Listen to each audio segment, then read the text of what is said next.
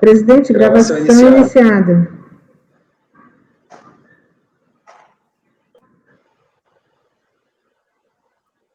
Gravação iniciada. Deixa eu abrir aqui agora as sustentações orais, que o computador deu um pico que caiu tudo. Eu não respondendo, tive que zerar aqui uma.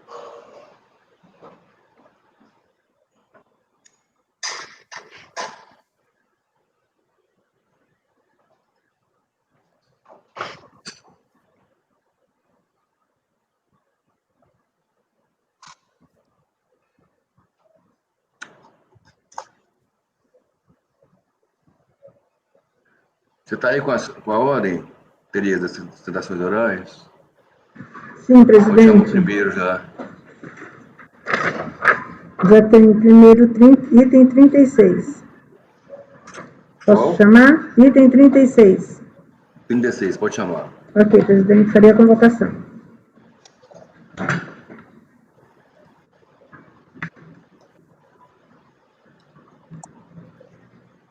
Item 36 da pauta, doutora Sueli, seu processo será julgado agora. Por favor, verifique mensagem privada no chat.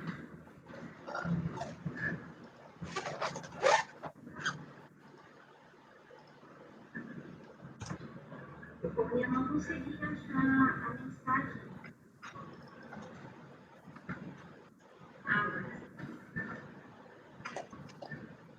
Ok, presidente, patrono foi convocado.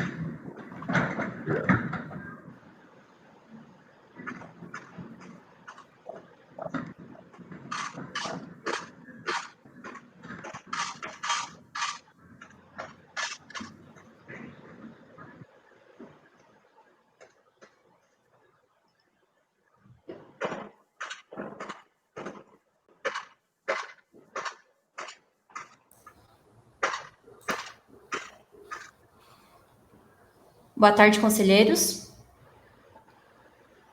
Boa tarde. Boa tarde, doutora Sueli. Consegue nos ouvir? Boa tarde. Sim, os senhores também conseguem me ouvir? Boa tarde, sim. Ótimo. Também estamos ouvindo. Esse é o item 30 aí. É o 27, Luiz. Isso aí. Item 36 da pauta. 36. Recorrente Incomarte, Indústria e Comércio de Molduras. Do senhor. Tá, os outros desistiram aqui. Tem que abrir tudo de novo. Então tinha 27, 32 que já saiu. Peraí.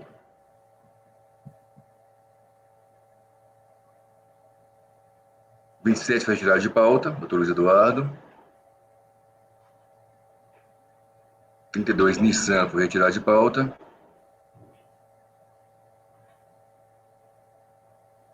Agora estamos com o item 36, Incomarte.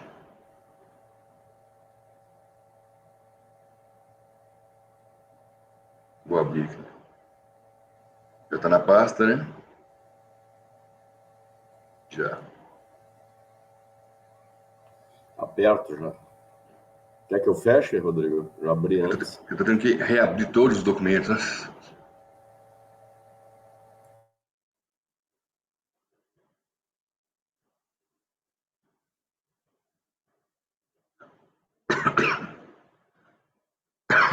Traço de recurso especial de divergência interposto pelo contribuinte contra quórum 3401-005, proferido pela primeira turma ordinária da quarta Câmara Terceira Seju. Aí eu transcrevi aqui a ementa. O contribuinte antes havia apresentado uma petição noticiando o fato que, caso idêntico, fora proferido acórdão 9303-007-940 pela terceira turma da Câmara Superior de Recursos Fiscais, negando provimento ao recurso especial da Fazenda e reconhecendo que o crédito presumido do IPI não tem a natureza de incentivo e benefício de redução ou isenção de tributos, motivo pelo qual não se aplicam as disposições do artigo 59 da 9069, para fins de motivar sua glória.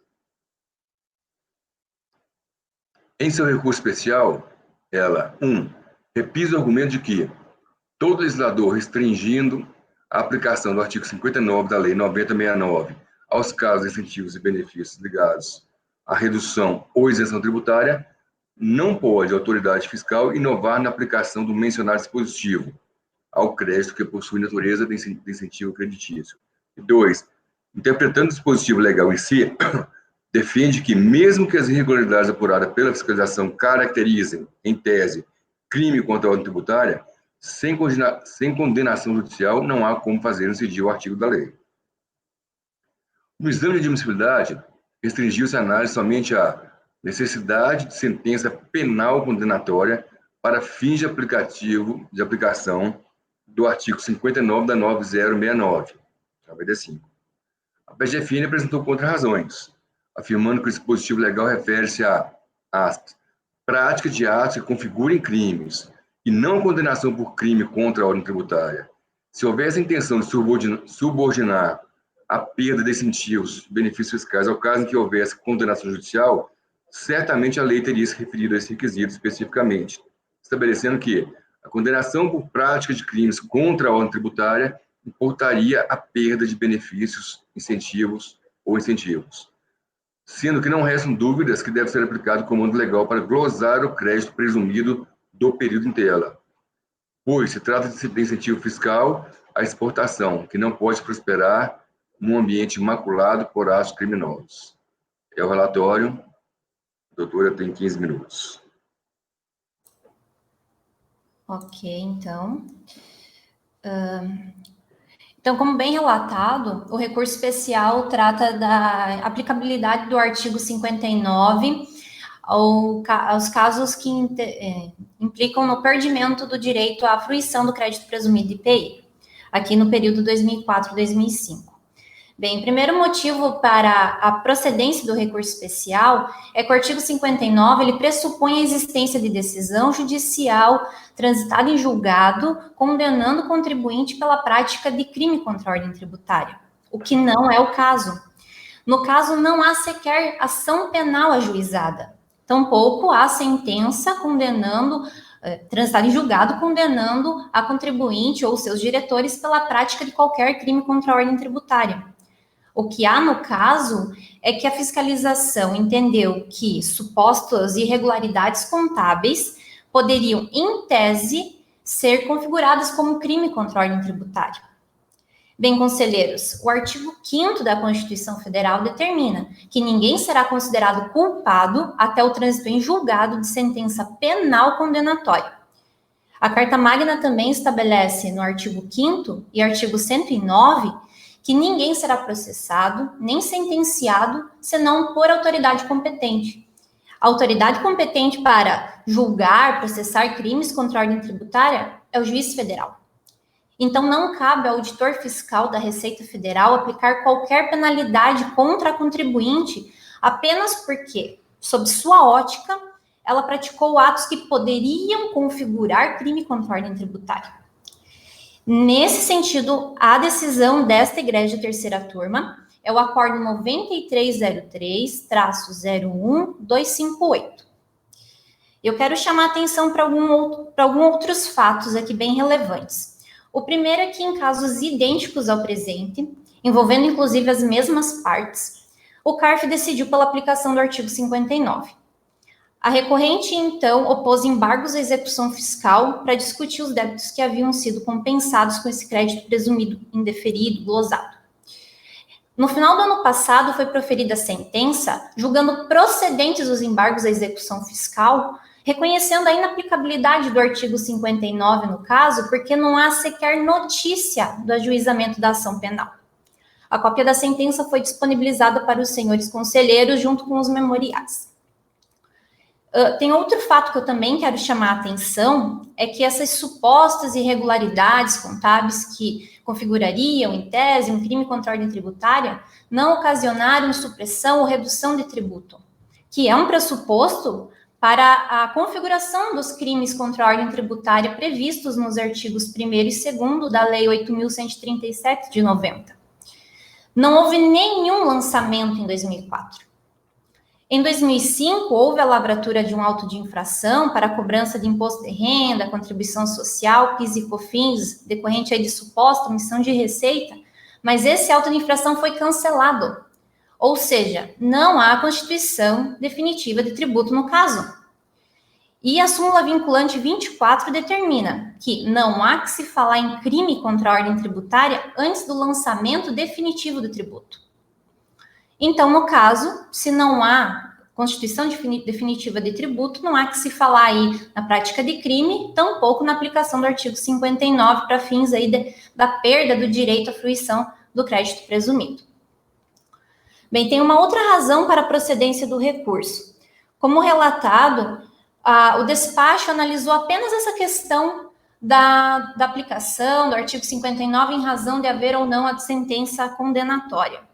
Ele foi omisso no outro argumento, que é relativo à aplicação do artigo 59 para os casos que envolvem o crédito presumido IPI.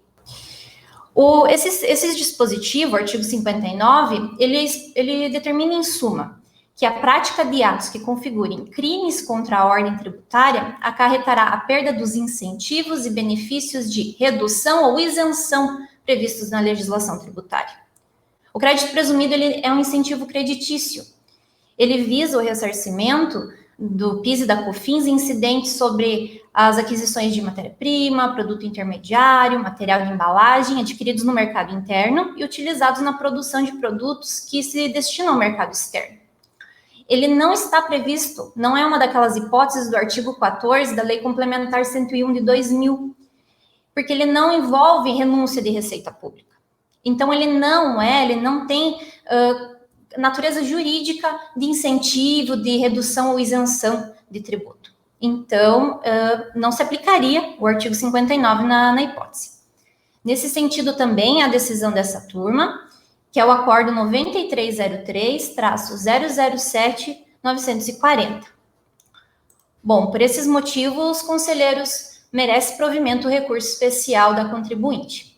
Obrigado pela atenção.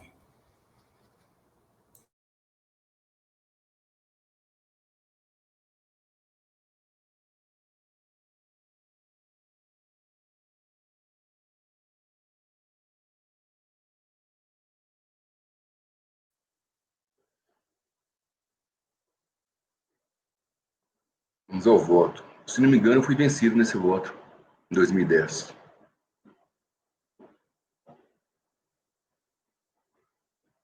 Isso que a doutora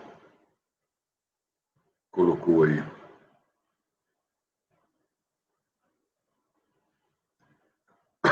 Preenchido todos os requisitos respeitadas as formalidades regimentais, conheço do recurso especial.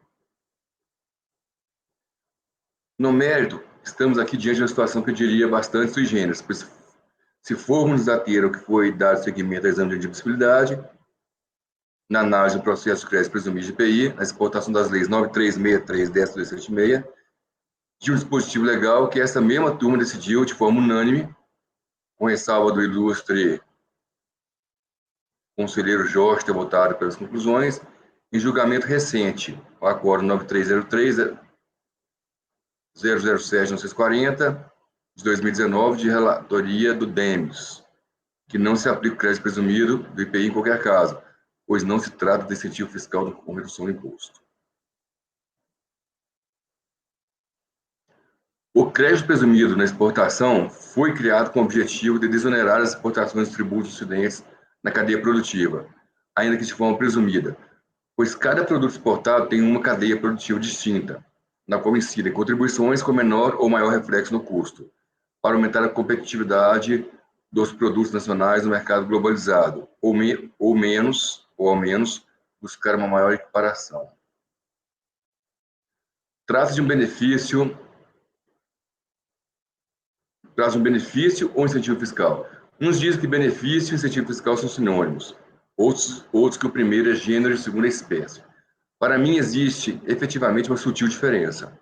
Exemplo, de benefício seria não cobrar a COFINS de instituições beneficentes, enquanto incentivo seria conceder um crédito presumido de ICMS para uma indústria que vem se instalar em seu estado, ou de IPI, para que montadoras de automóveis invistam mais em tecnologia. Ao meu ver, o crédito presumido de IPI é uma condição de ambos.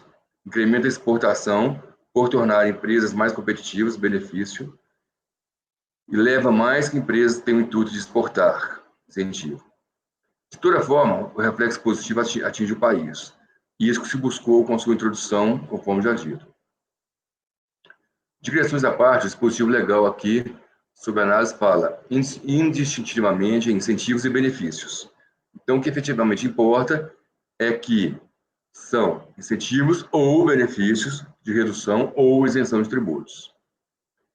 A isenção é forma de exclusão do crédito tributário, conforme o artigo 175 do Código Tributário Nacional. Ocorre o fato tirador? Muitos entendem que não, que equipararia isenção à não incidência, ao contrário do que defende o STF, teoria clássica da isenção. Posicionamento concordo comungo plenamente. Quanto à redução, é figura que, pela própria denominação, não demanda análise mais acurada. Pois bem, passada essa análise econômica filosófica, vamos ao que interessa.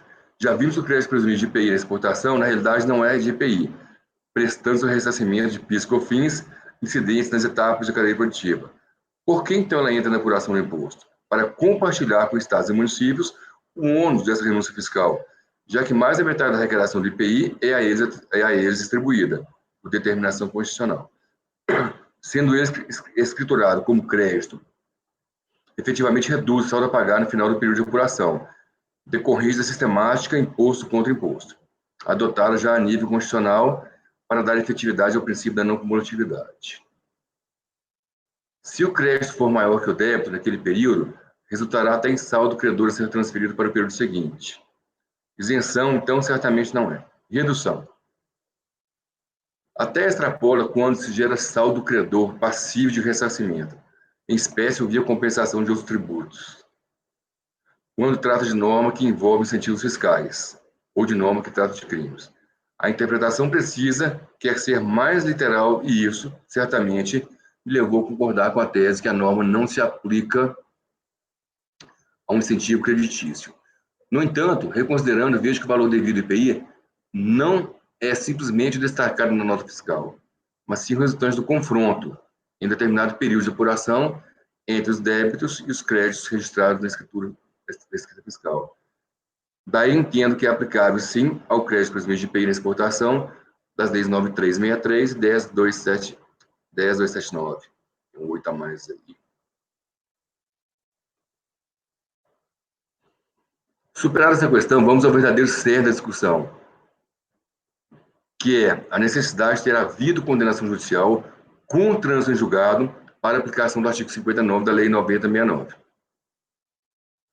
Novamente, com foco na literalidade da interpretação de uma norma que envolve, ao mesmo tempo, crimes e benefícios fiscais, entendo que assiste razão à PGFN, ao dizer que o legislador falou em prática de atos que configurem crimes, e não em prática de crimes, ou mais especificamente, em condenação por prática de crimes contra a ordem tributária. Aqui recorro como razões de decidir as considerações trazidas na declaração de voto, apresentada pelo Luiz Conselheiro Henrique Pinheiro Torres, no acordo 9303-01258, de 6/12 de 2010. Aí diz o doutor Henrique que está entre nós agora, aqui na Superintendência da Receita Federal em Brasília. Diz o doutor Henrique, o apelo fazendário gira em torno da questão pertinente à perda de incentivos fiscais por aqueles que tenham praticado atos que configurem crime contra a ordem tributária. A relatora entendeu que essa perda somente ocorrera se o sujeito passivo for condenado. Então, o que venceu nesse acordo da Câmara Superior é a tese que a doutora Ora defende aqui. Por sentença penal transitar em julgado. Desse posicionamento, ouso, com as devidas considerações, divergir pelas razões seguintes.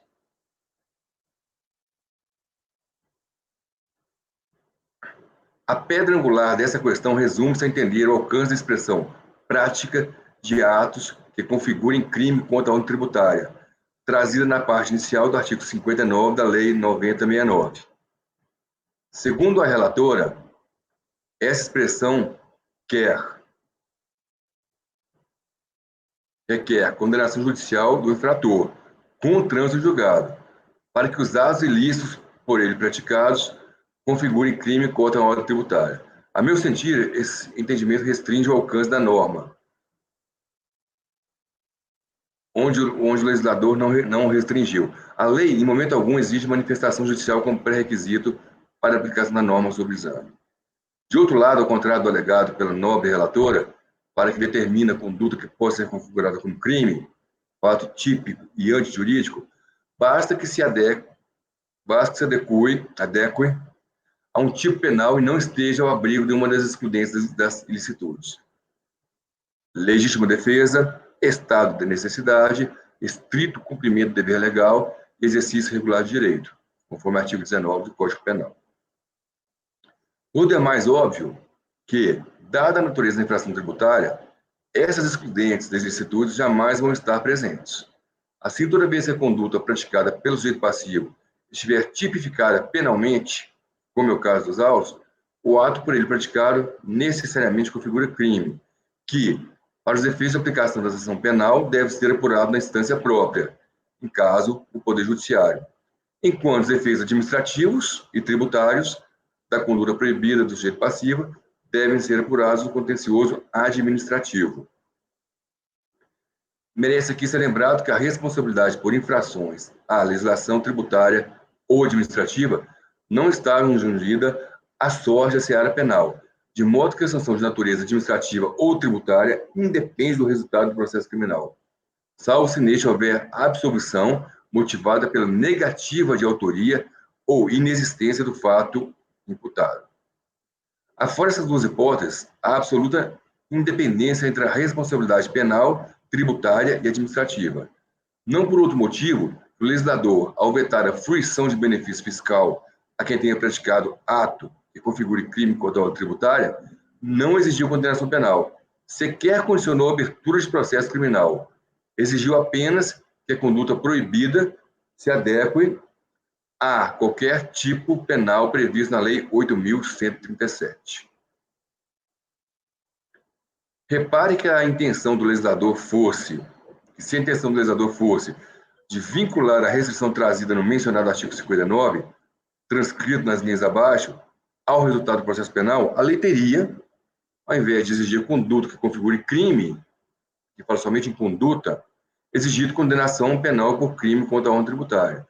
Nesse caso, a predita restrição seria efeitos da condenação e, como tal, haveria de vir necessariamente expresso na lei, o que não é o caso absolutamente sobre exame. Eu trouxe aqui o artigo 59, né, aqui, a prática de atos que configurem crime contra a ordem tributária. Assim, não vejo como exigisse para aplicação da norma veiculada no dispositivo acima citado, condenação penal passar em julgada, quando o legislador sequer condicionou a instauração de processo criminal. Por último, mas não menos importante, cabe ressaltar que o Supremo Tribunal Federal firmou um entendimento no sentido que o término do processo administrativo é condição de procedibilidade para o criminal, e não o contrário.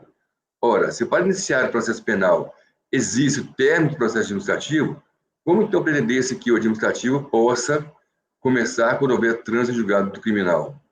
Se assim fosse, estar-se-ia diante de uma infindável tautologia, ou como se diz na linguagem figurada, o cachorro correndo atrás do próprio rabo. O Henrique sempre tem uma frase popular para algum conceito jurídico. É igual o princípio da igualdade, do doutor Henrique, que fala que pau que dá em Chico, dá em Francisco. Aristóteles já falava isso lá atrás, o doutor Henrique reinventou o princípio da igualdade. Dessa feita, nos casos de incentivos e benefícios de redução ou isenção prevista na legislação tributária, a restrição trazida no artigo 59, transcrito nas linhas acima, aplica-se independentemente de haver ou não condenação penal daquele benefício que tenha praticado atos que configurem crime contra a ordem tributária. À vista do exposto, nega o provimento de recurso especial interposto pelo contribuinte doutor Andrada. Se alguém quiser também fazer Algum debate? Está aberto.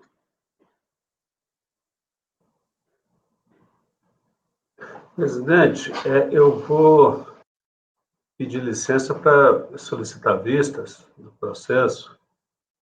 Não que seja uma coisa nova, mas eu vejo aí uma certa mudança de posição, né? Nesse acórdão citado aí, está no seu voto, 9.790, acórdão 9303 de janeiro de 9303-007-940,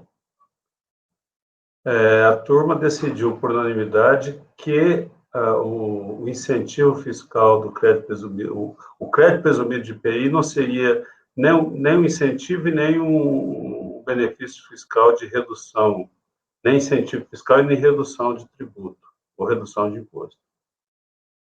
Embora o objeto do recurso aqui me parece que é outro, não é essa a questão, se é ou se não é uma redução ou isenção, a questão da necessidade ou não de sentença judicial transitada em julgado, me parece que seria isso, acaba que entrou no mérito, e nesse mérito está alterando o entendimento da turma, dado em janeiro, né, de 2019. Aí eu queria refletir sobre essa questão, se há necessidade mesmo de entrar nessa redução, e dá para ir direto ao assunto da necessidade de trânsito em julgado, ou se antes a gente tem realmente que passar por esse conceito. Então, nesse sentido que eu gostaria de pedir vista, presidente. Vista o conselheiro Andrada, após o relator negar provimento ao recurso especial interposto pelo contribuinte. Obrigado, doutor Suelen. Obrigada, conselheiros. Tenham uma boa tarde. Boa tarde. Seguindo a pauta, próximo, o 39, como é que está? 39 está doutora Érica, recorrente Fazenda, interessado Stafford Miller Indústria. Vamos ter sustentação oral. Dr. Rafael de Paula Gomes, OAB Brasília. Desculpa, qual item? 39, doutora Érica. Posso convocar, presidente? Sim, pode convocar a patrona do item 39. Ok, presidente. Farei a convocação. Item 39 da pauta, doutor Rafael, seu processo será julgado agora. Por favor, verifique mensagem privada no site.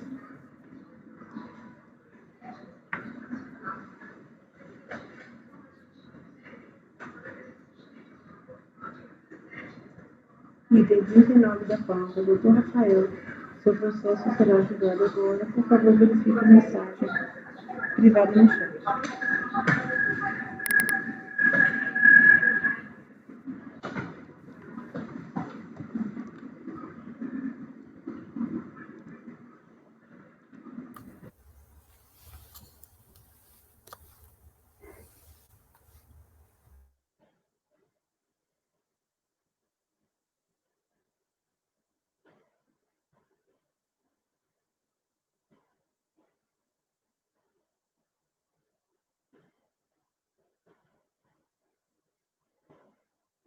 Boa tarde, doutor Rafael.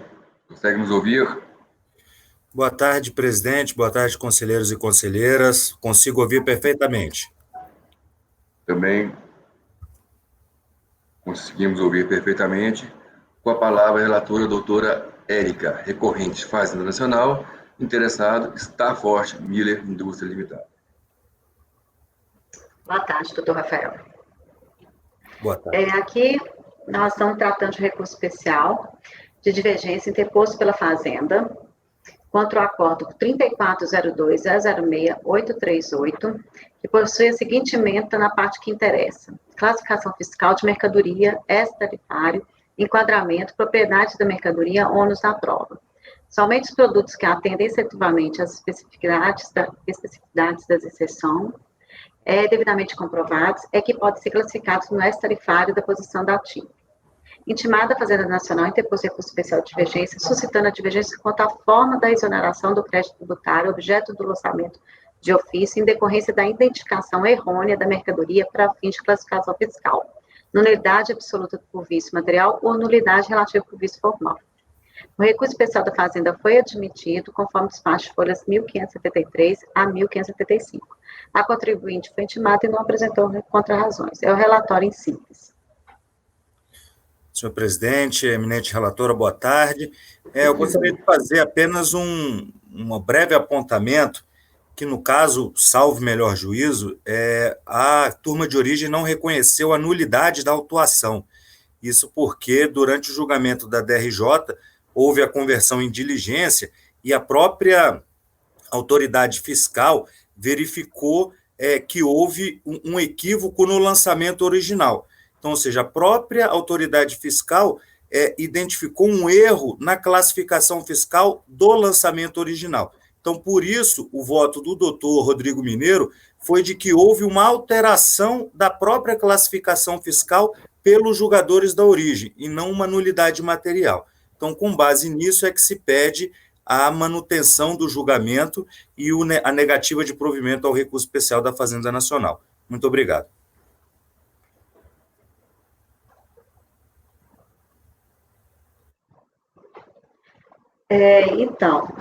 Como até o próprio Platão falou, realmente houve esse equívoco lá na origem, tudo foi alterado. Só que, no entanto, eu não estou conhecendo o recurso especial da Fazenda. Vamos lá, a divergência citada diz respeito à falta na exoneração do crédito tributário, como objeto de lançamento de ofício, em decorrência da identificação errônea da mercadoria para fins de classificação, nulidade absoluta por vício material, nulidade relativa por vício formal. O acordo recorrido decidiu aqui, que a autoridade fiscal utilizou a posição tarifária 3402 com a alíquota 15 do IPI para todos os produtos, objeto do lançamento efetuado, conforme consta do auto de fração de folha 787. Em resposta à intimação fiscal, o sujeito confirmou a posição 3402-2000 para os produtos X4 banheiro, X4 cozinha, X4 refil banheiro, X4 refil cozinha e Aristolino sabonete, e indicou a posição 3505-1000 para o produto Aristolino shampoo e a posição 3808-2010 para os produtos X4 refil mofo e X4 mofo. O auditor responsável pelo procedimento, em conclusão da diligência fiscal solicitada pelo PDJ, concordou com as classificações fiscais informadas pelo sujeito passivo. Aí eu transcrevi aqui o que foi a informação fiscal, aqui eu não vou ler tudo, não. Conclui, portanto, que a autoridade fiscal, no lançamento de ofício, identificou erroneamente parte das mercadorias objeto do lançamento, classificando-os no código 3402.020.00 com a alíquota de 15, quando deveria ter utilizado a posição 3501.10 para o shampoo e a posição 3808.20.10 para o refil mofo, conforme a própria autoridade confirma a informação fiscal.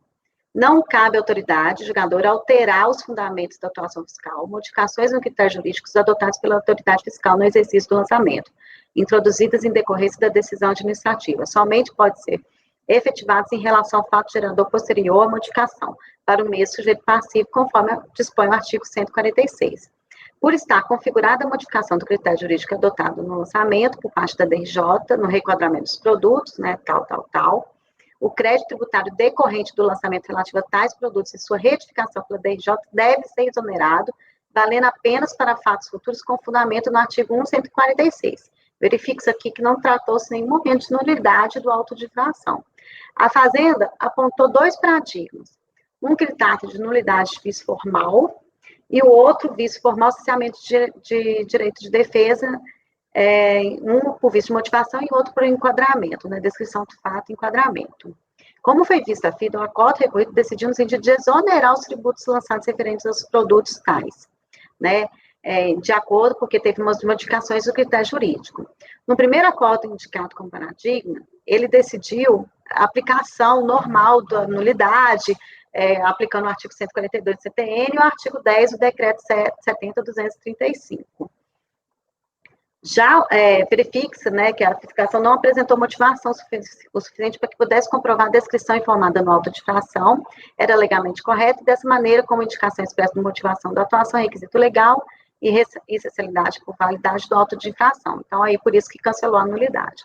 Já o outro acordo paradigma, que é o 303.33.365, trata de matéria totalmente diferente da autos, trata de IPR.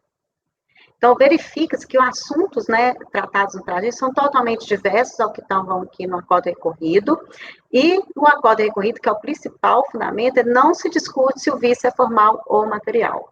Ele apenas exonerou. Então, eu entendo que a Fazenda deveria ter apresentado paradigmas que confrontassem as razões de decidir do acordo, que somente tratou das modificações dos critérios jurídicos adotados pela autoridade fiscal no exercício do lançamento, pois os paradigmas indicados somente tratam de vício formal ou material, e não tratando especificamente quanto da aplicação do artigo 146 do CTN. Dessa maneira, entendo que nenhum paradigma se prestou para demonstrar divergência. Assim, não conheço o recurso especial de divergência da Fazenda Nacional. É como voto.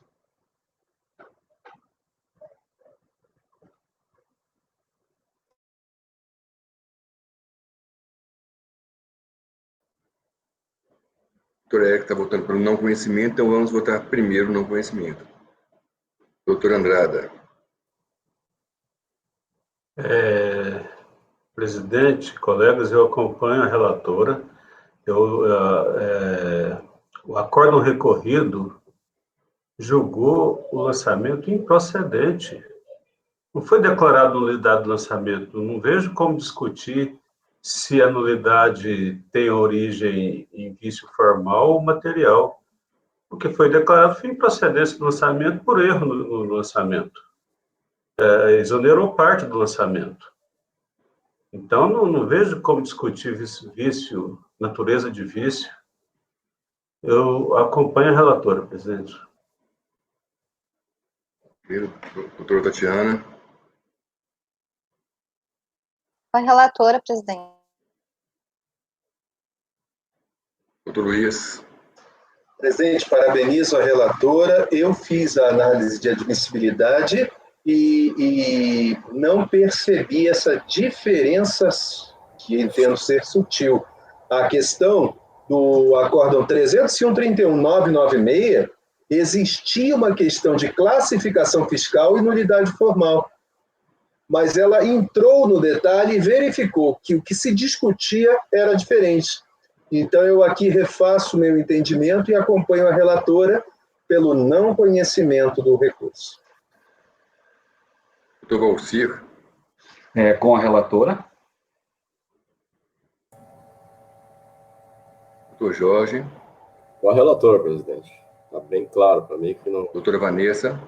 Deve ser conhecido. Eu acompanho a relatora, até porque estava lendo o acórdão recorrido, ele fragmenta a análise, né, conforme os produtos. Então, me parece que é o caso de não conhecimento. Como disse o doutor Luiz, a diferença é sutil, mas ela existe. Também acompanho a relatora. Então, por unanimidade de votos, não se conheceu do recurso especial interposto pela Fazenda. Presidente, só uma observação. Esse processo aí foi julgado por um lance de sorte, né?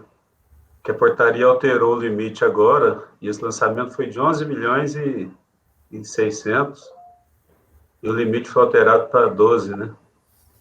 Então, se fosse na regra anterior, a gente teria que retirar de pauta. Mas aí foi essa semana, agora foi publicada a portaria, alterando o limite para julgamento. Perdão, então eu tenho aqui uma questão de ordem a colocar, presidente. Salvo o melhor juízo, a portaria entra em vigor para sessões de fevereiro. Sim, a partir de fevereiro. Sim, ela deixa claro. A portaria 690 deixa claro. Mas eu acho que não há prejuízo, assim. Eu não percebi que a vigência era a partir ela expressa. Lá fala para sessões de fevereiro, mas lá fala que as sessões de fevereiro serão a partir de 12 milhões. Mas fala uma coisa contra. Ela não está em vigor? Eu penso que ela está em vigor. Ela entra em vigor na data da publicação. publicação. Vale para fevereiro. Mas deixa eu ver aqui. Mas eu, por mim, não tenho julgamento. Também. Eu também. Se o patrono tiver alguma... Né? Não, eu não tenho nada a opor, que o colegiado entender melhor. O artigo 17 da Portaria 690 deixa claro que ela entra em vigor e aplica-se exclusivamente às reuniões de julgamento realizadas a partir de 1º de fevereiro de 2021. Eu não tinha percebido isso, não. Desculpe até pela colocação, que colocou todo mundo em situação. Mas acredito que, para não ter prejuízo, para não desrespeitar a portaria, poderia a doutora Érica repautá-lo para o próximo mês de fevereiro, e nós rapidamente teremos memória da votação e fazemos a votação novamente, pelo não conhecimento. É melhor. Melhor, porque daí não vai ter problemas legais, doutor Rafael. De inobservância à portaria.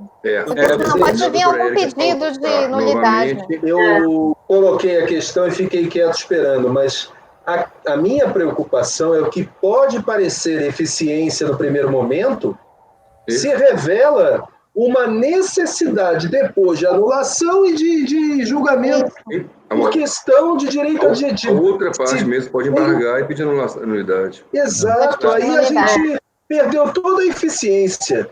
Aí, me parece que a regra de direito adjetivo ela não é para ser muito interpretada, ela precisa ser cumprida para a gente poder discutir a interpretação do direito material. Se a gente relativizar a regra do processo, a gente vai acabar numa relatividade que prejudica o andamento do processo em si. Então, por isso que eu fiz essa colocação. Esse processo então foi retirado de pauta. Não, eu podia ter ficado calado. Não, mas aí podia vir um pedido de nulidade. Então, eu vou retirar esse processo, 39, vou retirar o processo de pauta. Ele automaticamente vai vir na sessão de fevereiro. Sem dúvida. Sim. Eu vou retirar de próximo por ter ultrapassado o limite de alçada permitido na portaria. Então, doutor Rafael. Eu agradeço, presidente, a todos. Desejo um ano e uma ótima sessão. Obrigado, doutor Rafael. Obrigada, igualmente.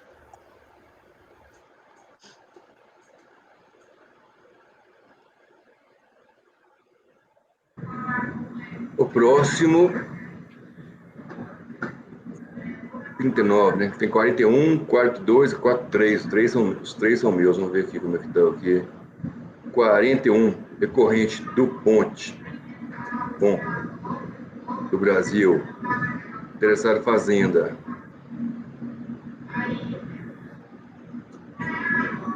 Relator, doutor Wagner. Pode convocá-lo. Ok, presidente, para a votação.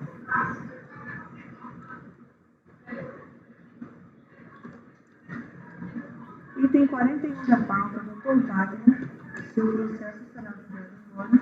Por favor, verifique a mensagem privada do chat.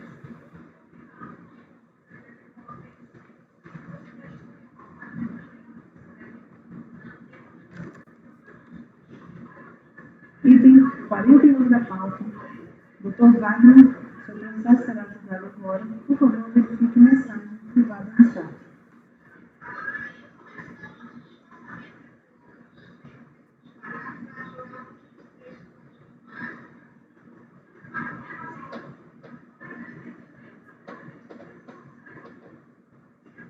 Doutor Wagner, o senhor me ouve? Ok, obrigada. Presidente Patrão foi convocado. Obrigado.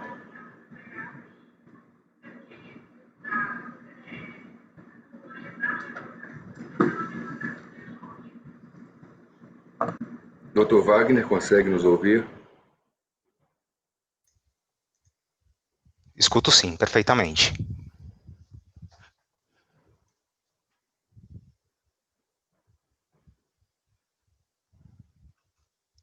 É o processo 41 de minha relatoria, decorrente do POM do Brasil, interessado em Fazenda Nacional.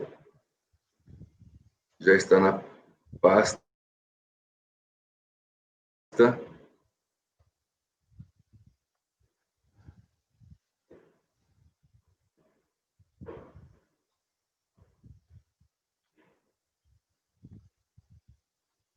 Relatório. traz recurso especial interposto pelo sujeito passivo contra a decisão tomada no acórdão 3402-005-135 de 2018, que recebeu a seguinte emenda. A emenda diz: drawback, suspensão, registro de exportação, enquadramento da operação, necessidade. Não basta que o sujeito passivo, beneficiário de drawback na modalidade de suspensão, comprove que as exportações efetivamente ocorreram, mas também que elas estejam declaradas em consonância com as normas complementares editadas pela SESEX e pela Receita Federal. Conforme determinado nas portarias SESEX, para fim de comprovação do adimplemento do regime de drawback e suspensão, somente pode ser aceito registro de exportação contendo o código de enquadramento adequado para esse regime, bem como as demais informações relativas aos dados do fabricante. A divergência suscitada diz respeito à necessidade de que, no registro de exportação, seja informado o código de operação do drawback, para que o documento seja considerado apto a comprovar o adimplemento do regime. O recurso foi admitido e a Fazenda também apresentou contrarrazões, pedindo que seja mantida a decisão. Com a palavra o doutor Wagner Rodrigues, está com um problema de comunicação, parece. Não, eu escuto. Me escutam? Me escutam bem? Sim, só tem 15 minutos. Então vamos lá. Nós escutamos bem. Boa tarde, senhores e senhoras. Eu venho aqui em nome da Dupont para defender as razões de recurso especial que apresentamos. Nesse caso em particular, a Dupont ela importou filmes de poliéster para atender a um regime especial de drawback intermediário, ou seja, ela revendeu esses filmes beneficiados a uma outra empresa nacional, a Tukmesh, que fabrica compressores com este material que lhe foi vendido. E a Tukmesh promoveu a exportação, finalmente, então, do produto final da cadeia, porém, equivocou-se no preenchimento dos seus registros, de alguns dos seus registros de exportação, por deixar de consignar o código próprio que identificaria tratar-se de uma operação de drawback. Ela chega, inclusive, a retificar os seus registros de exportação para incluir em campo próprio os números dos atos concessórios a que vinculava as exportações. Mas isso não impediu que a autoridade fiscal glosasse os benefícios do drawback intermediário da Dupont, né, notadamente dos tributos incidentes na importação do filme de poliéster, e formulasse essa exigência. Pois bem, qual foi o mote da impugnação articulada desde o primeiro momento? Foi de demonstrar que, efetivamente, as exportações ocorreram e que era possível identificar que se tratava das exportações, não só pela ulterior retificação promovida pela Tukmesh, mas também pelos todos os demais elementos que identificavam a operação, e outros elementos periféricos, como, por exemplo, o contrato de câmbio, que evidenciavam a toda a prova a realização das operações. Enfim, mantida a autuação em primeira instância, percorremos a segunda instância no CARF, e foi mantida sob esse entendimento, o entendimento de que aquele erro cometido pelo exportador, de incluir um código equivocado, não obstante ele tenha outros elementos ali que permitiam identificar a operação, não obstante ele tenha promovido uma retificação para mencionar os números dos registros dos atos concessórios, seria suficiente para, então, glosar por inteiro o benefício relacionado ao drawback intermediário de que se aproveitou a Dupont. E o que nós nos posicionamos aqui é que, ao assim se proceder, se está elevando o erro cometido, um erro que há uma categoria jurídica absoluta que produz efeitos, não pode ser revista, não pode ser confrontada, não pode ser superada em algum momento. Aquele erro, uma vez cometido, ele se perpetua no tempo, e os efeitos jurídicos dele também em prejuízo a efetividade dos fatos que ocorreram, as demais comprovações que foram feitas. É isso que decidiu a instância, a decisão recorrida, quando diz: não basta que o sujeito passivo, beneficiário do regime do drawback, na modalidade de suspensão, comprove efetivamente as exportações. E lá no final conclui: o que prevalece é o erro para manter a autuação. É diferente da decisão paradigma que nós trazemos para fundamentar o nosso recurso especial, tirada de um julgado da primeira turma da primeira Câmara do CARF, em que prevaleceu justamente o contrário. Abro aspas. Carece de fundamento jurídico o denunciado inadimplemento de compromissos de regime especial, cujo relatório de comprovação aponta em sentido contrário, quando unicamente motivado no incorreto enquadramento das operações de exportação no Siscomex em código distinto do drawback. É evidente, essas duas correntes, elas podem ser identificadas em diversos acórdons do CARF. Não, acho que aqui no que nós trazemos são exemplos claros de duas correntes, mas nós sustentamos que, feita a comprovação, e como de fato foi feita, tanto que a decisão parte da premissa de que não bastou essa comprovação, ainda tinha que ter atentado para a formalidade, feita, não deveria prevalecer a exigência, deveria sim prevalecer a efetividade do adimplemento das condições do regime especial. E com base nessas premissas, nesses fundamentos calcados na decisão paradigma, a gente pede o provimento ao nosso recurso especial para a reforma da decisão recorrida e o consequente cancelamento da exigência. É o nosso pedido, é o que temos aqui a apresentar. Muito obrigado.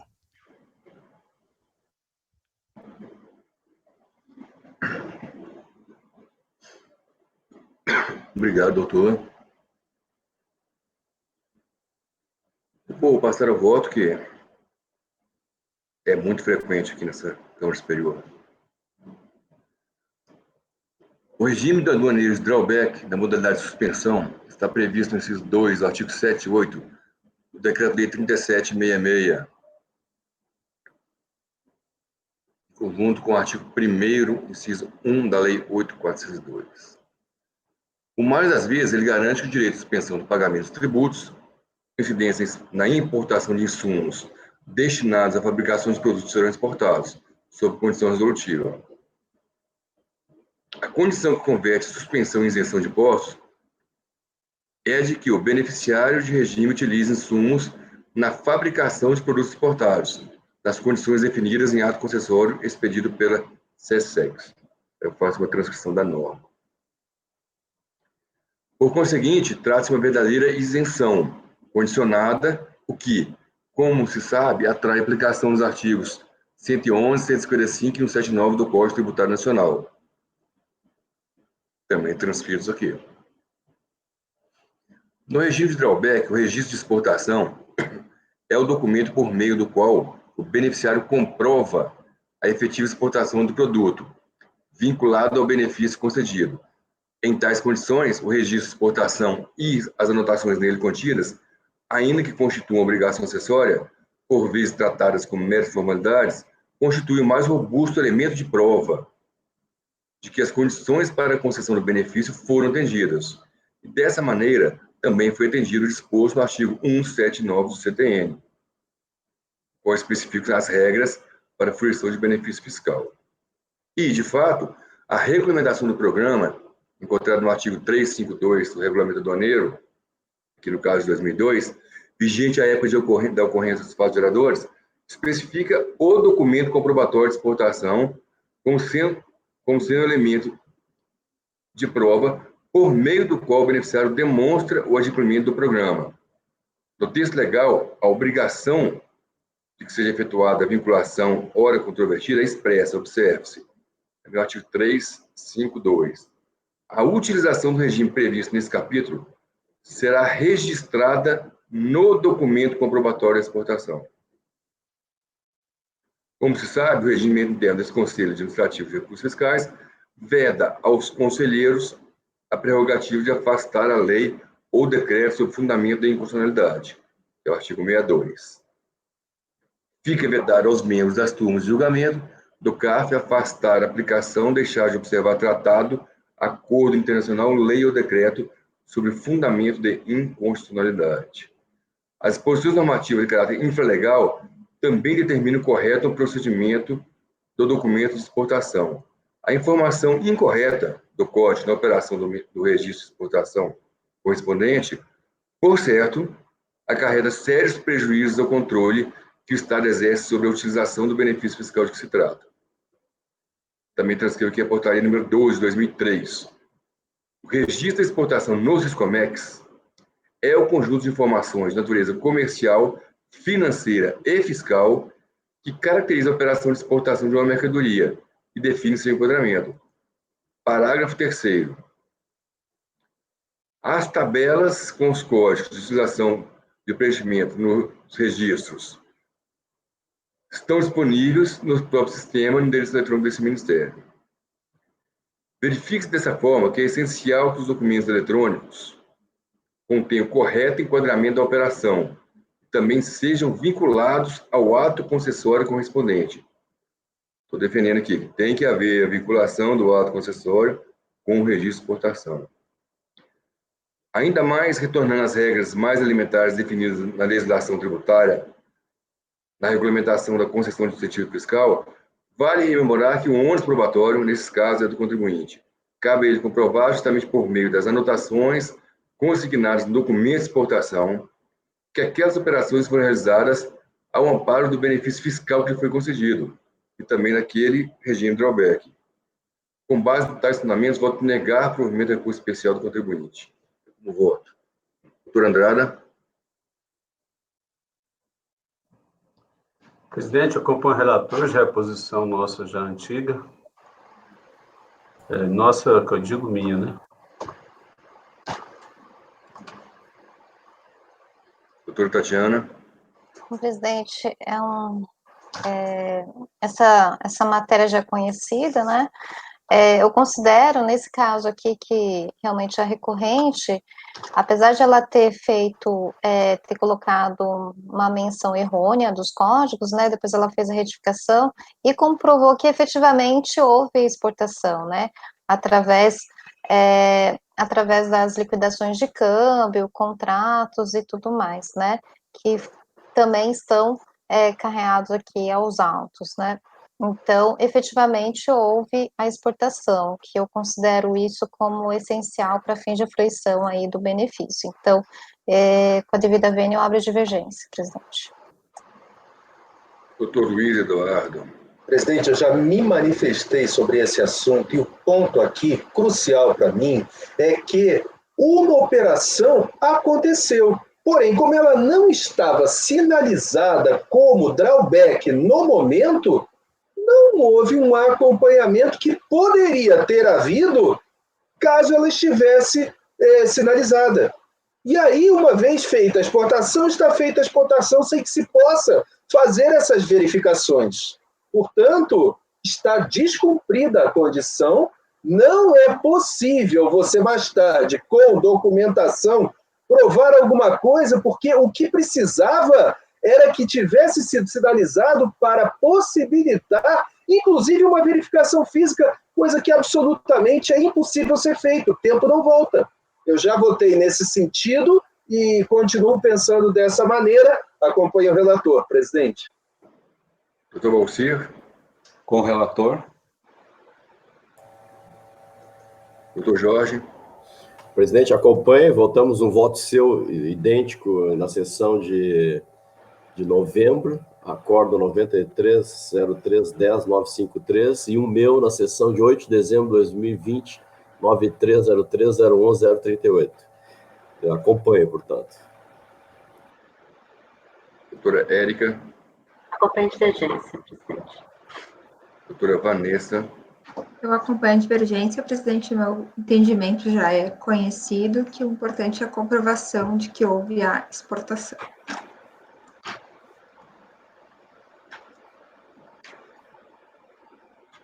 Com a votação, ficará assim o resultado. Negou-se provimento ao recurso especial Deposto pelo contribuinte por maioria de votos.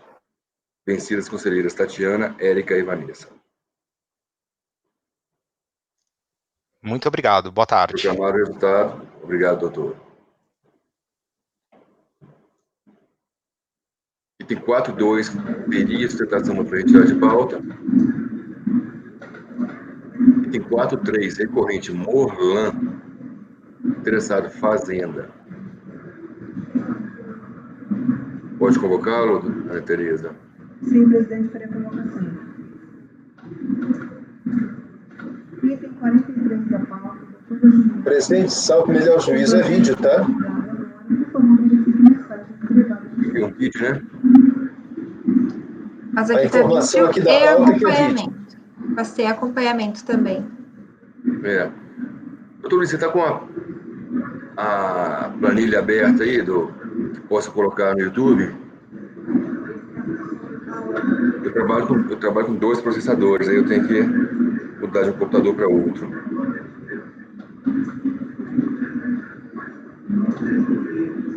Doutora Juliana, senhora. Item 43 da pauta, doutora Juliana, seu processo será... Como trabalho com 2 processadores, quando eu Verifique mensagem puxo privada. ela, ele atrapalha na gravação.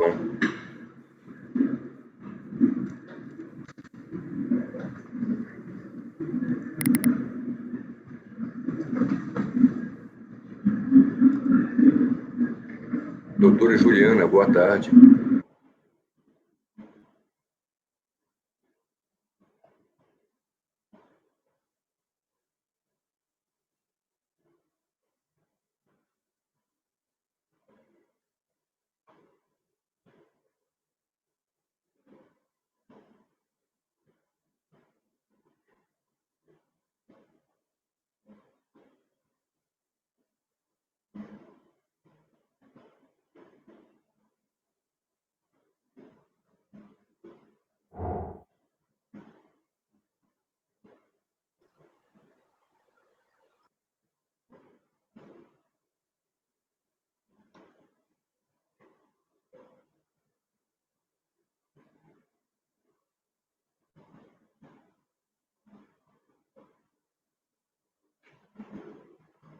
Doutora Juliana, não consegue nos ouvir? Vai só acompanhar por aqui, doutora Juliana? Ele pede para ela habilitar o microfone. Por favor, habilita o microfone e a câmera, doutor.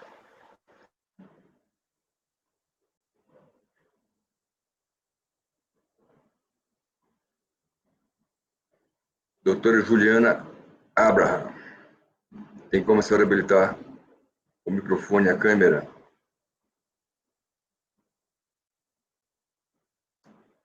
O sinal dela tá bom aqui, tá verde.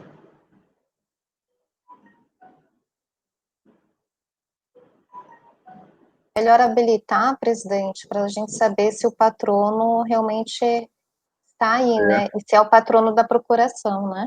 Eu acho que é importante. Tem que habilitar, acho.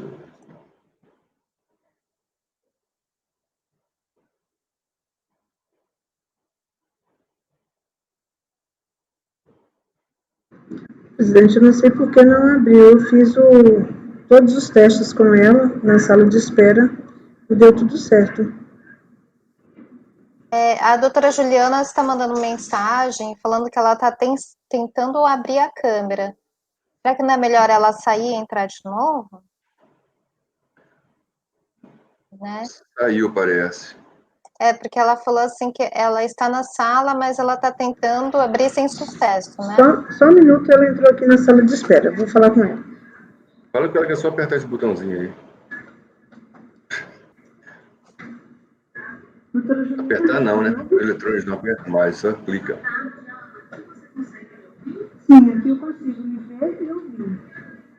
Eu vou mandar novamente o link, a senhora não clica no link, a senhora copia e cola, ok?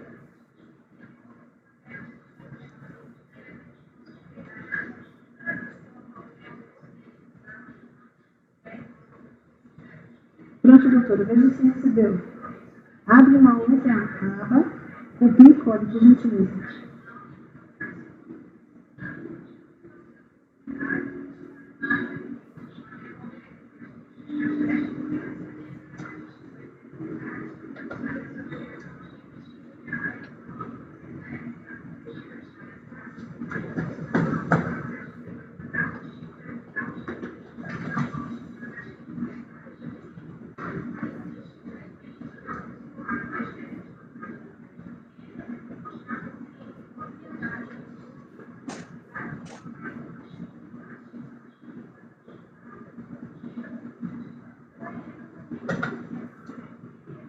Doutora Juliana está de volta.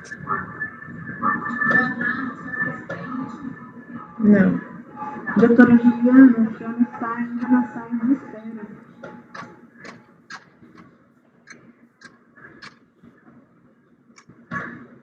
Ah, ela tem que sair da sala de espera. Quando ela entrar aqui, ela sai de lá, porque senão ela não vai aparecer aqui. Ela tem que sair, ela tem que fechar o outra. Entra de novo lá, que eu estou verificando a sua entrada. Quando a senhora entrar lá, aí a senhora sai dessa sala, ok? Isso, porque senão realmente... Retorna aqui para a sala. Sim, ouvir e ver. Ok. Ela vai entrar de novo.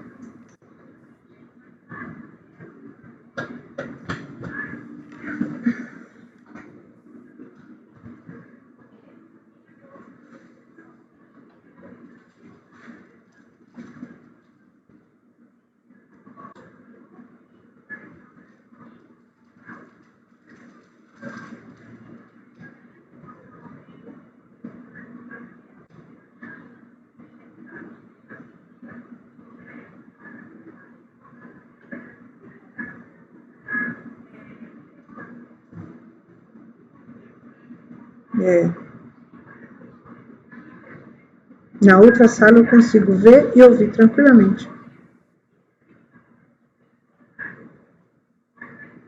O microfone dela e a câmera, pelo que a gente vê aqui, né? Não está habilitado. Presidente, posso sugerir que nós passemos para o próximo processo e que o pessoal de suporte, a doutora Ana Tereza, veja com o pessoal de suporte para que ela possa tentar mais tarde, assim não prejudique o andamento da sessão? Sim, perfeitamente. Vamos continuar. Então, Ana Tereza, pede para ela esperar sair e respirar na sala de espera, porque não tem como a gente...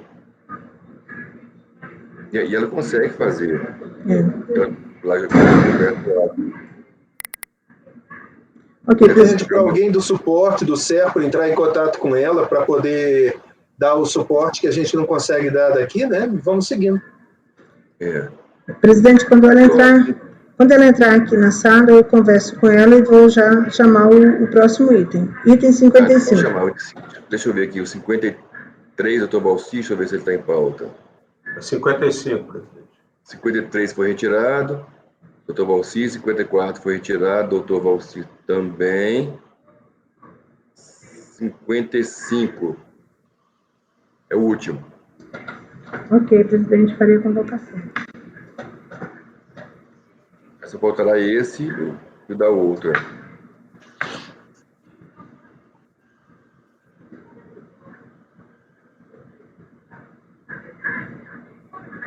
Item 55 da pauta do doutor Pedro. Seu processo será julgado agora. Por favor, verifique mensagem de privado no chat.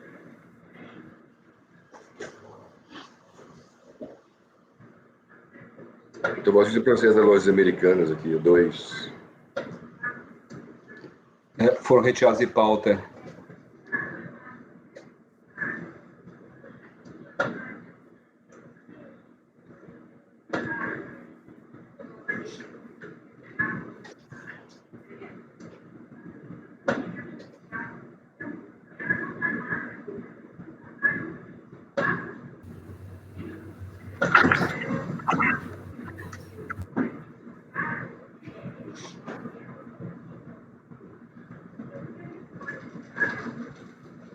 Doutor Pedro, boa tarde.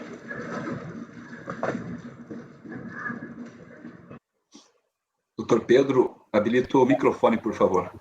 Consegue me ouvir agora? Sim. Sim, agora sim. Então, nós vamos julgar agora o recurso do processo que o recorrente é AG Comex Comercial Exportadora, interessado Fazenda, relator doutor Valdir Garcem. Palavra, relator. Obrigado, doutor Rodrigo. Boa tarde a todos. Trata-se de recurso especial interposto pelo contribuinte em 3 de agosto de 2020, em face do acórdão 3302-007-953, que foi julgado em 18 de dezembro de 2019, proferido pela segunda turma ordinária da terceira Câmara, terceira sessão.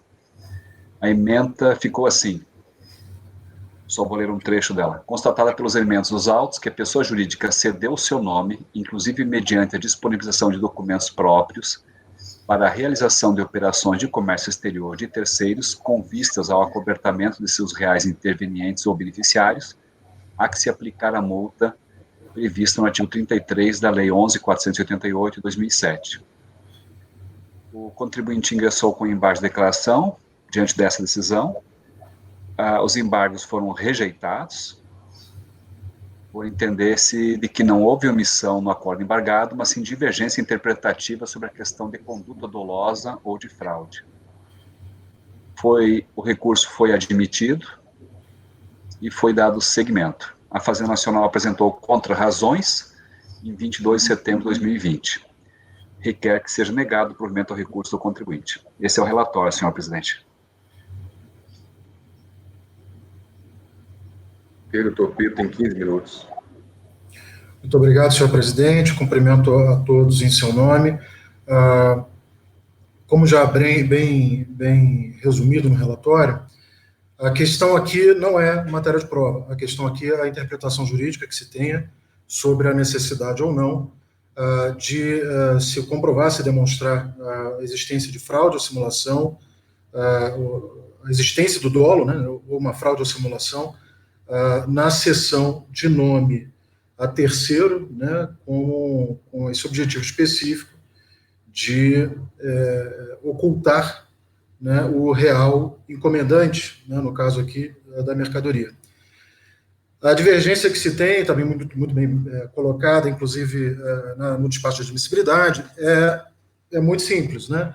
O acórdão paradigma aqui lançado, ele, de fato, compreende que, abro aspas, entende que não é possível falar em cessão de nome e documentário fiscal sem minimamente tangenciar a fraude, que, por sua vez, exige prova específica, ou pelo menos um forte conjunto indiciário de simulação negocial. Fecho aspas. Esse é o nosso paradigma.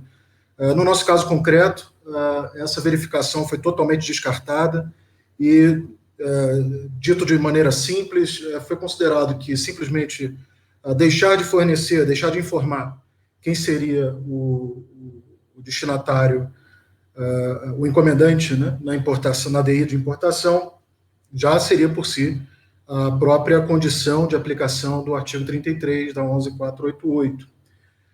Portanto, senhores, não pretendo, eu sei que a discussão já é muito antiga dentro do Conselho de Contribuintes, vejo precedentes já de longuíssima data no mesmo sentido do paradigma, e o que se coloca aqui, também de uma maneira breve, avançado um pouco a questão, né, da divergência jurídica que se tem, a questão aqui, nesse caso concreto, é que não há, né, qualquer divergência sobre a existência de simulação negocial. Não houve qualquer simulação negocial. O que aqui é uma operação, pode-se dizer assim, ineficiente, né, porque a importação se dá por uma PJ, da qual é sócio indireto, é acionista indireto, o encomendante da mercadoria. O fisco considera que, como todas essas mercadorias foram a ele destinadas, na verdade, então, ele deveria ter aparecido nas DIs, e daí já pressupõe que houve uma ocultação dolosa, pressupõe que houve uma cessão de nome, ilegítima, claro, ilegal, que assim teria potencial lesivo, não só ao regulamento aduaneiro, mas ao interesse do próprio fisco. O que aqui se está muito bem demonstrado não há uma simulação negocial, todos os contratos, sob o ângulo comercial, todos os contratos, o fisco vistoriou, não há qualquer irregularidade, a operação foi, de fato, contratada pelo encomendante, as DIs foram normalmente processadas, a operação teve seu encaminhamento, as invoices não foram sequer questionadas pelo fisco, ou seja, não se tratasse aqui de uma operação de importação, não haveria qualquer divergência, na verdade, pelo simples fato do encomendante aqui, como acionista indireto da importadora, ter adquirido essas mercadorias. Não haveria simplesmente nenhuma irregularidade. O que se está aqui, então, diante e mais, todas as operações de venda, já que interna a mercadoria, internalizada a mercadoria, todas as operações de venda para o encomendante foram regularmente tributadas e declaradas ao fisco, ou seja, o fisco não teve a menor dificuldade de rastrear a origem dos recursos que levaram à importação, não teve a menor dificuldade de descobrir quem era o real encomendante. Na verdade, tudo foi feito às claras, né? Desde o início desse procedimento de fiscalização, todas as informações foram levadas ao fisco. Então, para encerrar, é um caso aqui que, como já dito, não há qualquer simulação negocial, o patrimônio do importador e do encomendante é mais do que suficiente para fazer as operações diretamente, então não há sequer necessidade de que eles tivessem interposto, feito uma cessão de nome de uma maneira escusa, não há necessidade, apenas simplesmente foi por comodidade, feito através da PJ, da qual ele era acionista indireto. Mas não há qualquer prejuízo que se causou com isso, não há qualquer diferença nas informações que, afinal e ao cabo, levaram à arrecadação, levaram ao conhecimento da qualidade, tudo mais, da mercadoria. Os recursos foram todos eles usados na importação, eram recursos próprios da importadora, não eram recursos antecipados pelo encomendante. Ou seja, a importadora tinha, sim, capacidade própria de fazer a operação sozinha, a mercado, né, para vender aqui no mercado interno, mas estava fazendo uma operação para a pessoa que fez. E é só essa estranheza do fiscal. E ainda que assim seja, o acórdão recorrido trata que é uma questão objetiva, pura e simplesmente, não subjetiva, não exige nenhuma demonstração de simulação, de dolo na ocultação desse real adquirente da mercadoria, né? É disso que se trata aqui, há ou não a exigência da demonstração desse dolo na ocultação específico para a ocultação do destinatário da mercadoria. Então, senhoras e senhores, já me encerrando, se quer naturalmente tanto a admissão como pelo provimento também do recurso. Muito obrigado.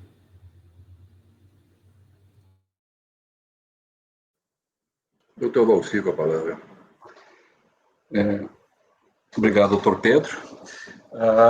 Eu entendo que foi demonstrada e comprovada a divergência de interpretação entre o acórdão recorrido e os acordos de casos com paradigmas, o 3302006006-011 e o 3401-003-966, bem como os demais requisitos de admissibilidade.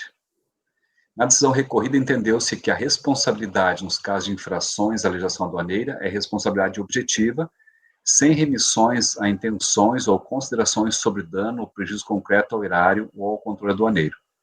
Assim, por unanimidade, manteve-se a cobrança de multa por cessão de nome para a realização de operações de comércio exterior de terceiros, de acordo com o artigo 33 da Lei 11.488. O contribuinte aduz em seu recurso em síntese que é necessário que a administração fiscal demonstre e comprove a existência de dolo ou fraude para a aplicação da multa por cessão de nome.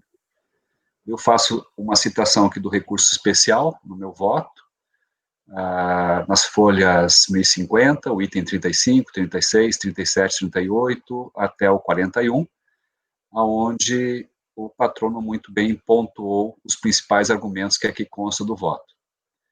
Já a Fazenda Nacional, em contrarrazões, requer que o recurso do contribuinte seja negado, pois a infração o faz exceder o nome para a realização de operações de comércio exterior de terceiro,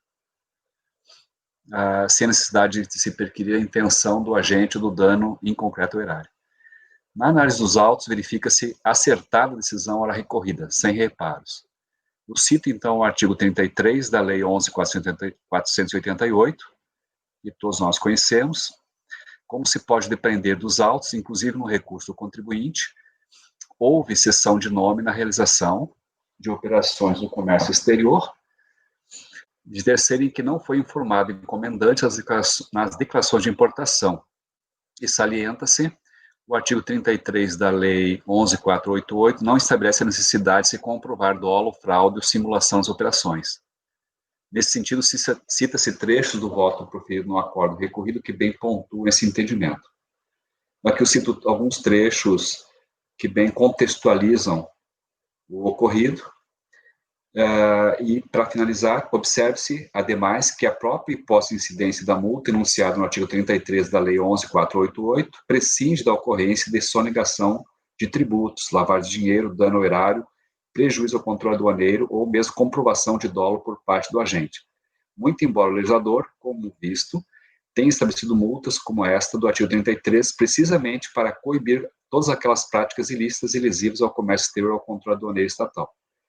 Do exposto diante do recurso especial interposto pelo contribuinte, vota-se pelo conhecimento e no mérito negar-lhe provimento. Esse é meu voto.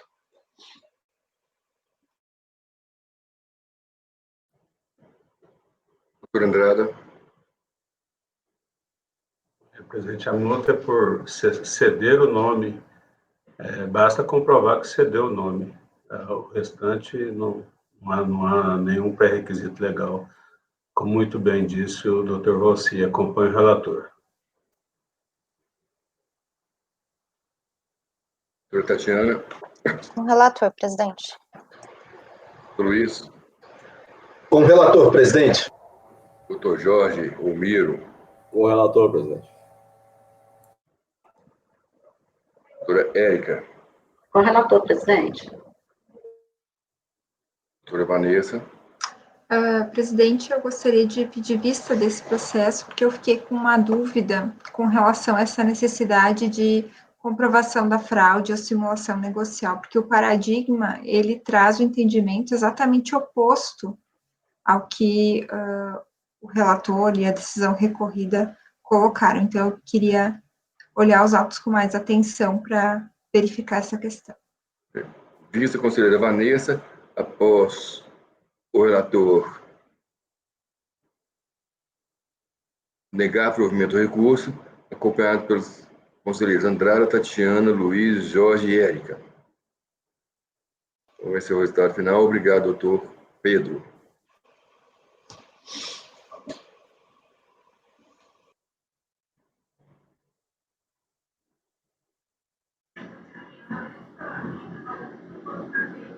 Ana Tereza, conseguiu já o contato? Sim, presidente, ela está na sala de espera.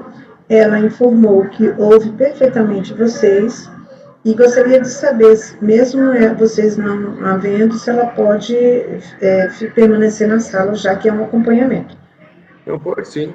Acompanhamento, a sessão aberta, lá todo mundo acompanha tudo. Ok, presidente, faria não vai convocação. ensinar, não vai defender, não vai falar nada, só vai ouvir perfeitamente. Farei a convocação e ela vai entrar no chat para conversar com vocês. Sobre... Qual que é esse item mesmo? É o item 43, doutora Juliana. Item 43 da pauta, doutora Juliana, seu processo será julgado agora, por favor, verifique mensagem privada no chat.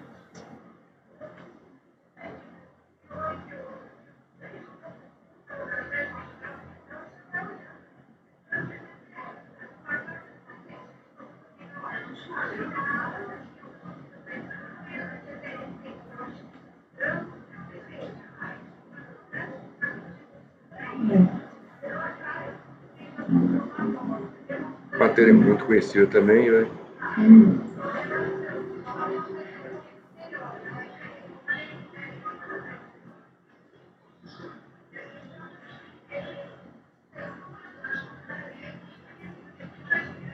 O presidente está pronto para convocar.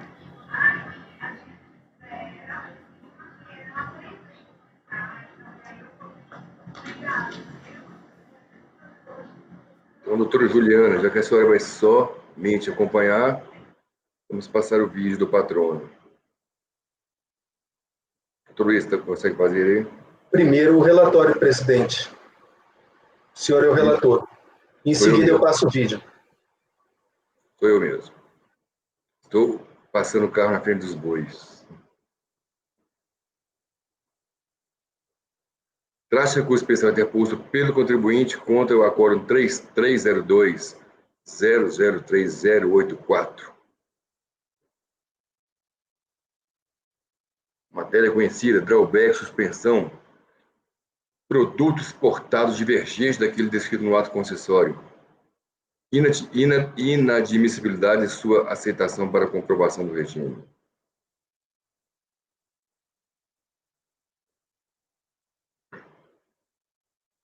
Aqui a emenda traz mais assuntos, mas o que vai ser realmente discutido é a necessidade de vinculação física dos insumos importados sobre o regime da UBEC suspensão. O recurso foi admitido. Outras razões da Fazenda pede que o recurso não seja admitido e, no mérito, seja negado o provimento. Seu relatório, teremos agora um videozinho.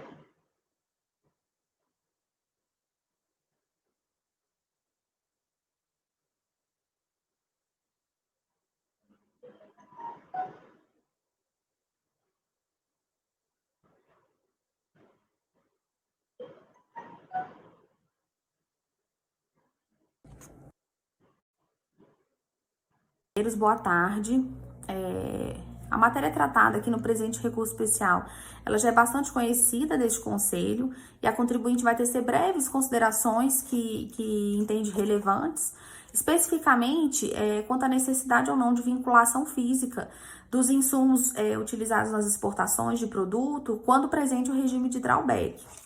Como consta dos autos, senhores conselheiros, a contribuinte ela foi autuada por um suposto descumprimento no seu compromisso de exportação firmado sob o regime de drawback na modalidade de suspensão, porque entendeu a fiscalização unicamente que a contribuinte não teria demonstrado a vinculação física dos insumos importados com suspensão dos efetivamente utilizados nos produtos exportados.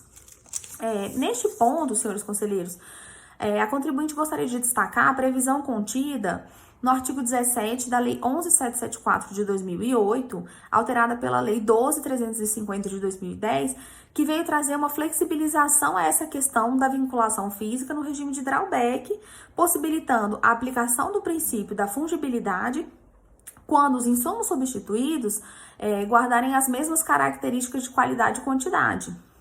Neste sentido, a contribuinte entende que a identificação da mercadoria importada na sua participação do produto exportado, ela deve ser aferida por dois princípios básicos, quais sejam eles? O da identidade e o da equivalência, que foi preservado no presente caso. E é exatamente assim, senhores conselheiros, que se posicionou o STJ, no sentido de que deve ser observado o princípio da razoabilidade para fins de flexibilizar a vinculação física dos insumos importados sobre o regime de drawback quando presentes bens fungíveis, que é o caso ora em análise. Conforme juntado aos memoriais distribuídos aos senhores, neste mesmo sentido, tem caminhado a jurisprudência mais recente deste Conselho, que tem adotado o entendimento de assegurar que as exportações para fins de cumprimento de regime especial contenha insumos de mesmo gênero, qualidade e quantidade, afastando a necessidade de vinculação física, aquela rigidez da vinculação física. Assim, senhores conselheiros, a contribuinte entende que, existindo a identidade nos insumos utilizados na fabricação do produto exportado e afastando qualquer indício de fraude, inexistindo qualquer indício de fraude ou prejuízo ao fisco, deve ser autorizada e validada a permuta desses insumos. Por essas breves considerações trazidas pela recorrente, senhores conselheiros, que se pugna pela reforma integral do acórdão ora recorrido, para fins de que seja reconhecido e aplicado o princípio da fungibilidade no presente caso e afastada por completo a presente autuação fiscal. Muito obrigada.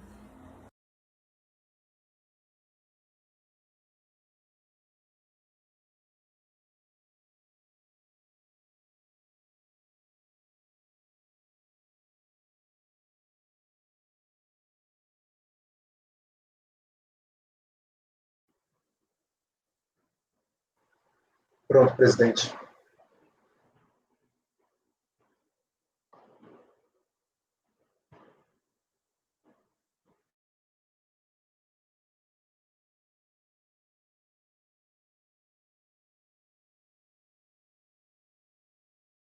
Está sem som, presidente. Sem som, presidente.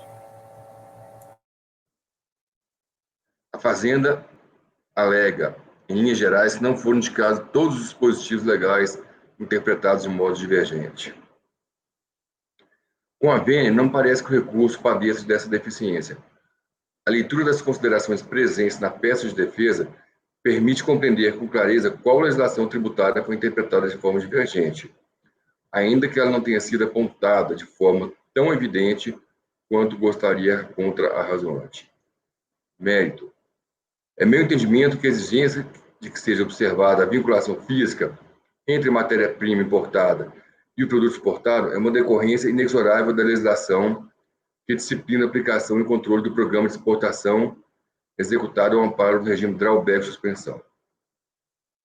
Com efeito, permito-me afirmar, com as devidas vênias, que não existe outra interpretação possível para o disposto no artigo 389 do atual regime aduaneiro, tal como não existe para o disposto nos artigos 314 e 315 do regulamento vigente à época dos fatos. Aqui, no CARF, o dia que eu falei na Receita aqui no CARF, a gente ainda julga o RA 85, o pessoal achou graça. Na época era o RA 85, o decreto 91030 de 85.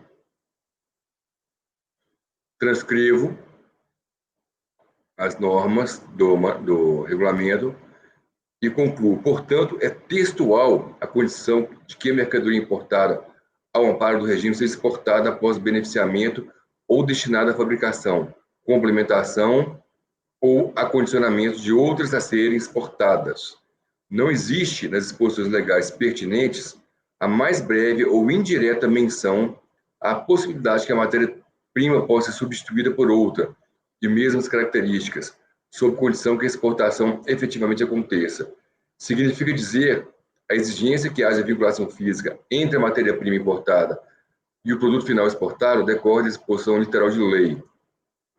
Finalmente, o parecer CST 12 de 79, a que a recorrente traz referência no corpo do recurso, disciplina o programa de concessão de benefícios fiscais e programas especiais de exportação, BFIEX, matéria estranha aos autos. Por todo disposto a negar provimento do recurso especial do contribuinte. Tá? Eu quis falar aqui do RL 85, ele era o mais rígido em relação à vinculação física. Hoje em dia existe, sim, possibilidade de se atenuar essa vinculação física, mas na época não tinha. Esse é o voto. Doutor Andrada? Mais parecido com o anterior, acompanha o relator. Aquele anterior sobre esse mesmo assunto. Doutora Tatiana? Bom, já é uma matéria conhecida também, eu adoto o princípio da fungibilidade nesse caso, porque se tratam de insumos que realmente possuem a mesma identidade e prevalência, né? Eu que entendo pela aplicação de pareceres posteriores, né, da administração que adota esse entendimento de que não é necessária, nesse caso, a vinculação física. Então, peço bem ao relator para abrir divergência. Doutor Luiz? Presidente, só a partir de 2010 que a legislação permitiu a flexibilização da vinculação física. Essa lei que permitiu flexibilizar foi nos termos da legislação infralegal. E essa condição é expressa na legislação aplicável. Portanto, acompanho o relator.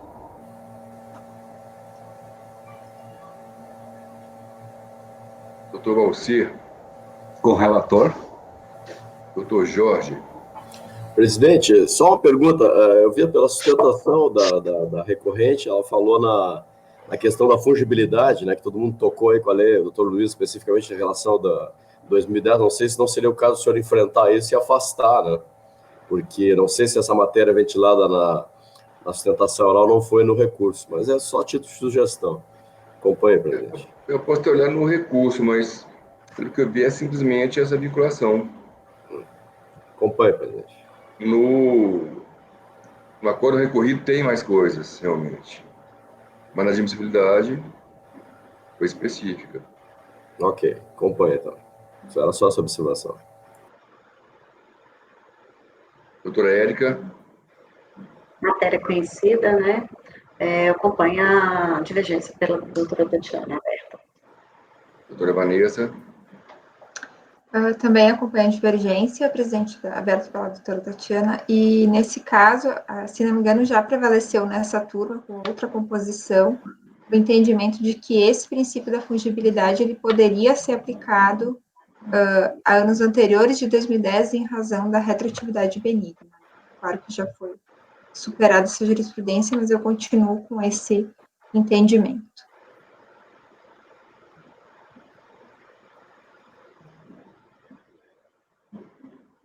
O resultado proclamado será o seguinte: negado provimento por maioria de votos.